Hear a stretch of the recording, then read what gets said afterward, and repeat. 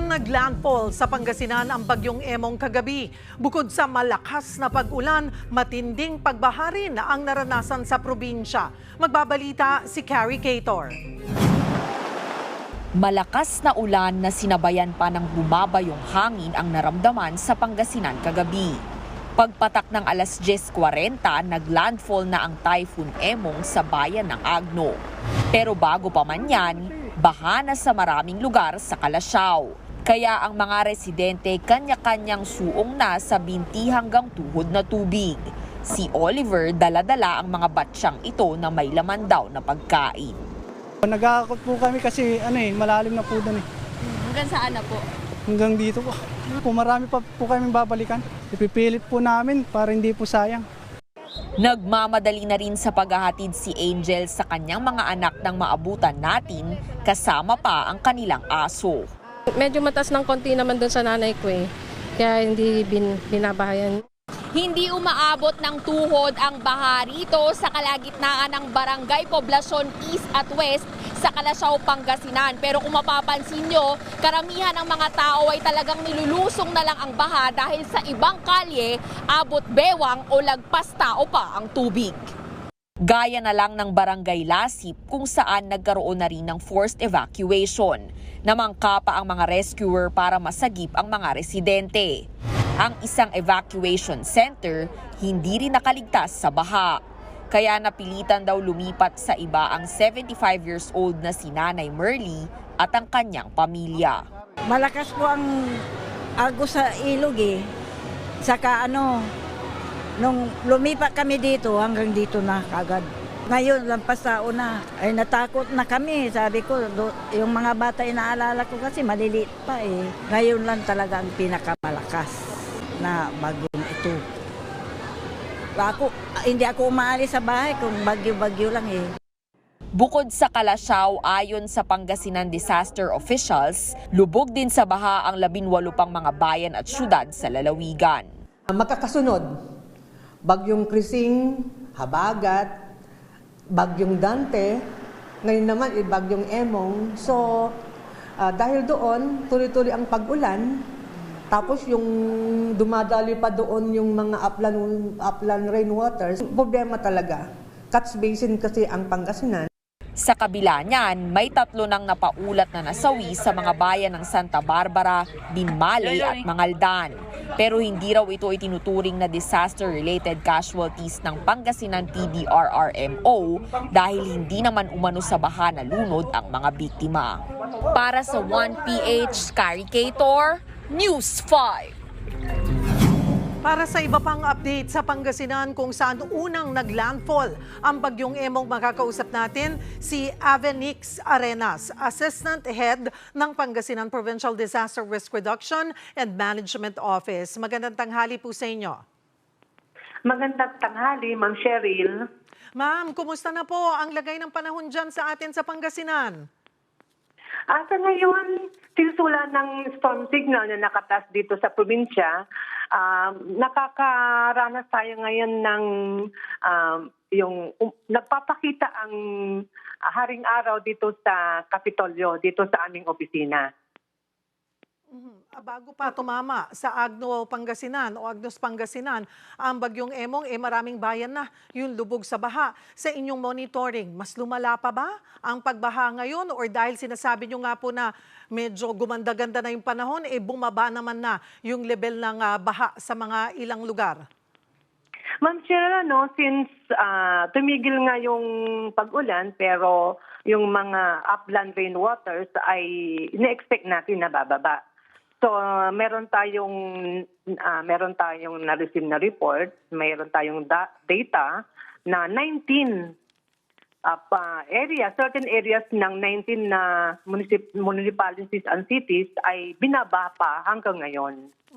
At gaano kataas pa po yung tubig baha dito sa mga lugar na ito? Ang pinakamalalim, Ma'am Cheryl, ay sa Calasiao. More than 5 feet, more than 5 feet. Ito kasi yung dinadaluyan talaga ng Marusay River.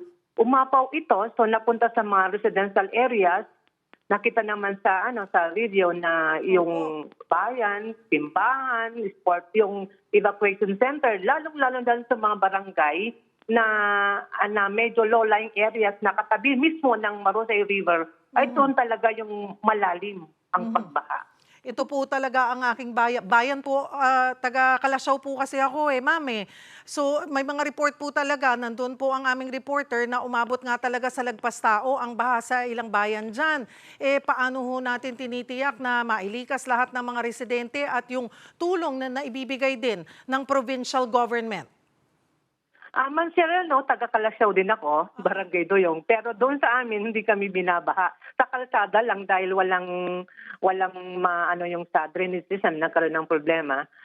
Pero doon sa naman, ang provincial government ay nagpadala ng rescue team, composite rescue team, dump truck, aluminum boat, yung combination ng rescue boat, at meron din sa Philippine Army ng isang team for rescue. So tuloy-tuloy, continuous yung pag-evacuate.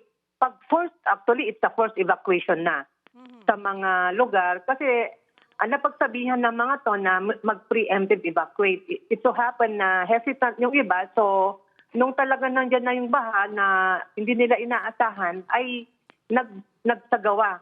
Continuous yung evacuation, forced evacuation na sinagawa sa Kalasyaw.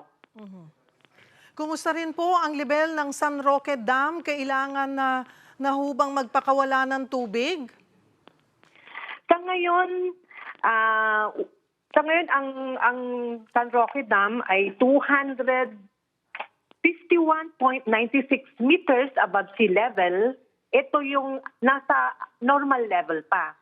Ang above normal level is 280, ang critical level is 290. So malayo-layo pa doon sa spinning level. So pero nevertheless, monitoring kami every now and then sa San Roque Dam kung gaano kabilis yung pagtaas ng water level doon sa San Roque Dam. Pero sa ngayon, nasa normal pa. Sa huling report po na inilabas ay nasa above critical level naman yung ilog sa 6 na bayan sa Pangasinan. Ano ho ang paghahanda ninyo sakaling tumaas pa ang water level dito? Meron tayong mga rescue team na pwedeng i-deploy just in case na lumala pa yung level ng tubig baha sa kanilang lugar. At the same time, Ma'am Cheryl, so ang ating 44 municipalities and 4 cities ay merong kanya-kanyang preparedness measures, may mga rescue equipment yan, may mga rescue team din. So in any case na mga ilangan sila ng tulong, ay handa naman ang provincial government. Pero ang nakatuon tayo doon sa talagang most affected, yung talagang kailangan dahil at stake na yung mga safety ng ating mga kababayan. Delikado ng kanilang situation. May mga nagdeklara na po ng state of calamity sa ilang LGU sa Pangasinan. Wala ho bang plano o kinukonsidera na ho ba ng buong probinsya na magdeklara ng state of calamity? Ma'am Cheryl, meron tayong, ayon sa aming situational report, merong 10 LGUs na nag-declare ng kanilang area under state of calamity. 10 out of 48 municipalities, kasi may mga areas pa na hindi naman masyadong affected. At the same time, ang provincial government ay ine-exhaust lahat ng resources bago mag-declare. Sa ngayon, we will highly recommend doon sa localized declaration ng state of calamity sa kanya-kanyang LGU. At the same time, July pa lang ngayon, Ma'am Cheryl, July, August, apat na buwan pa. So, kumbaga i-manage natin kung paano ang ating calamity fund. So far, i-exhaust muna ang resources ng provincial government bago i-declare ang under state of calamity. Localized declaration ng under state of calamity ang highly recommended ng ating opisina. Marami pong salamat for the update. Avenix Arenas ng Pangasinan, PDRRMO.